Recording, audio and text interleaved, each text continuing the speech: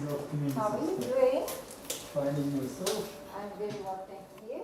This patient has been with us for more than 2 years. He presented first with a mixed ulcer on the external part of the right foot, as you can see it, and had been successfully treated. Very nice thing that you can see here, it is the biofilm. How do we know it's a biofilm? Because of its slimy structure, the adherence to the wound bed, and as you can see, it's no bleeding or anything underneath.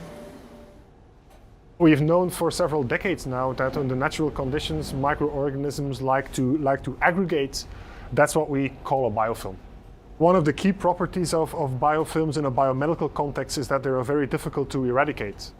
And if you are having a biofilm into the wound and you can't get rid of it, you are going to spend lots of money, lots of visits, lots of medical care, low quality of life. So the biofilms are our enemy. One of the hallmarks of biofilm-related infections is that it actually requires very long treatments with, if possible, high doses of antimicrobial agents. The long-term use of antibiotics inevitably leads to the development of antimicrobial resistance. So we need alternatives. It is very hard to prevent a biofilm from forming, but it's even harder to get rid of a biofilm once it has formed. So that's what we call the difference between biofilm inhibition and biofilm eradication. And what was surprising to me is to see that some of these medical grade honeys were actually capable of eradicating microbial biofilms. And that's something that is not easy. That's not something that you will see with each and every compound. So yeah, that was to some extent definitely surprising. So what we are going to do, we are going to put again L-Mesitran for two reasons. If there is any biofilm left, it's going to eliminate it, and also preventative.